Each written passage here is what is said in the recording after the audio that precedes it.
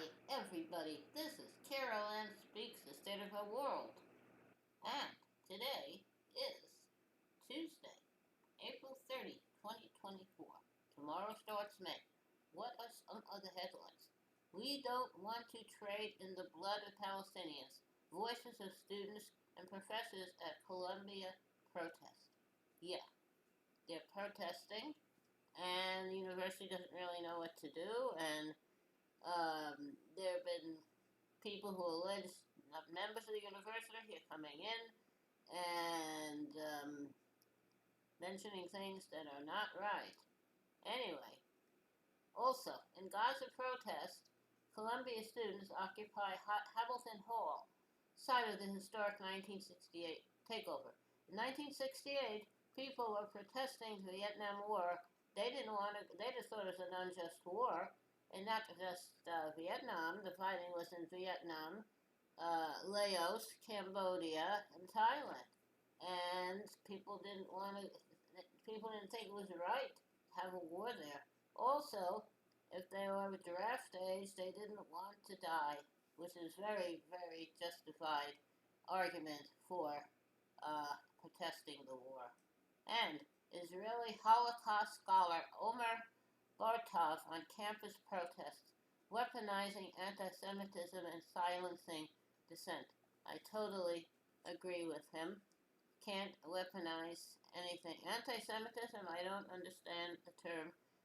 Semitic peoples are people of the Middle East, which include the Hebrews, include the Arabs. So when you say someone's anti-Semitic, they don't like Hebrews and they don't like Arabs. But for some reason, the Hebrew community has co-opted the term and say it only applies to Hebrews.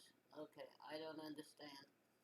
And um, and dissent should never be silenced. We have to hear all views. And months after Israel killed Gaza poet Rafat Alair, his daughter and infant grandson died in an airstrike. Hold Israel accountable. And what? The U.S. keeps giving them the money and the weapons. That's totally not right. And Columbia students occupy Hamilton Hall after school suspends students over Gaza encampment. Okay. 100 arrested at the University of Texas Austin encampment as campus protests over Gaza continue to spread. Okay. Hamas criticizes Blinken after he claimed Israel made extraordinarily generous uh, ceasefire proposal. It should be an end to hostilities completely, not just a ceasefire. And Palestinians worry negotiations are in vain as Israel continues to attack Gaza. Okay. And a coalition of lawyers calling Biden to halt military aid to Israel. I totally agree. No more military aid, weapons, and money. And Biden administration claims the International Criminal Court can't prosecute Israel for war crimes. Why not? And journalism professors urge New York Times to conduct review of reporting on the October 7th attack. Yep, what happened on October 7th? And who's at fault? And why wasn't Israel there to protect their people? They're protecting the settlements. And Russia strikes Harry Potter castle in Ukraine, killing five. Killing five. That is terrible. And U.S. warns a large-scale massacre could occur in Sudanese city of Al-Fashar. So we have all this violence all over the world, but all the attention is going to the Israel-Hamas war. And the Washington Post reveals Indian spy agency plotted to assassinate Sikh activists in New York. Sikhs are part of the population of India, and they want their own state. I don't blame them. Similar to the Basque separatists in Spain. And temperatures reach 118 in Burma as unprecedented heat wave continues in Southeast Asia. And 4 officers killed in Charlotte as U.S. Marshals attempt to serve a warrant. And UAW reached deal with Daimler Truck averting a strike. Good. And ceasefire talks resume amid expected Israeli ground invasion of Rafah. It should not be a ground invasion. Israel should get out of Gaza and give Gaza and the West Bank and East Jerusalem all fixed up to the Palestinians. Hebrews out of those areas. And Israeli airstrike kills daughter, grandson, and son-in-law of acclaimed poet Rafid Allaire. The whole family will be together now, thanks to Israel. Hold Israel accountable. And police arrest 275 plus campus protesters. A student uprising for Gaza shows no signs of uh, slowing down. Okay. All right. Okay. The Biden administration claimed that the International Criminal Court can't prosecute Israel for war crimes. Okay. Because they don't have jurisdiction. I don't know. I don't agree with that. Alright. Hang on. Time for a break for a moment. Hang on. Hang on. Be back. Hi, I'm back. Irene, good night. Irene, good night. Good night, Irene. Good night, Irene. I'll see you in my dreams. Last Saturday night I got married. Me and my wife settled down. Now me and my wife are parted. I'm gonna take another stroll downtown. Irene, good night.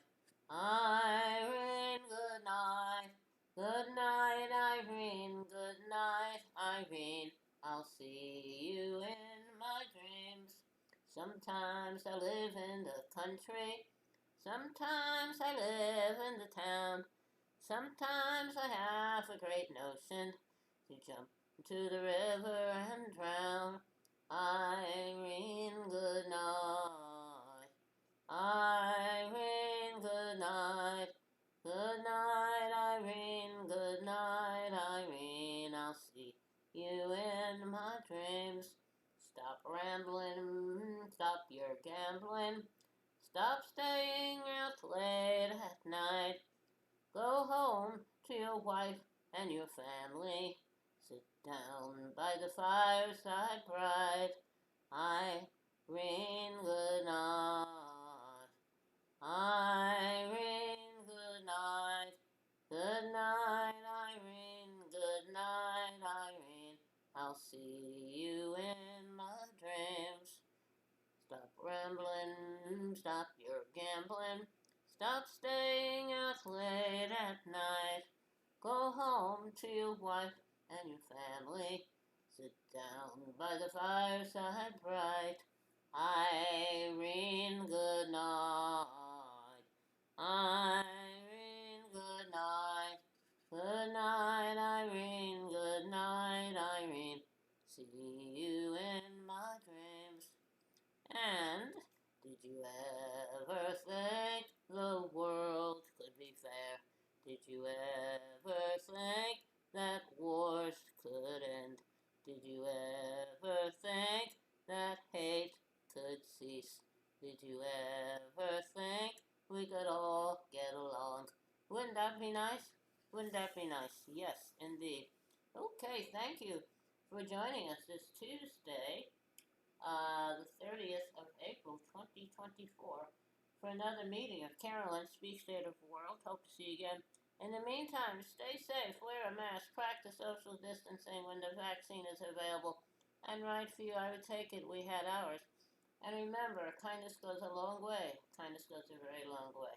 Okay, signing off on Tuesday, April 30, 2024. Stay safe. Hope to see you again. Good night. See ya.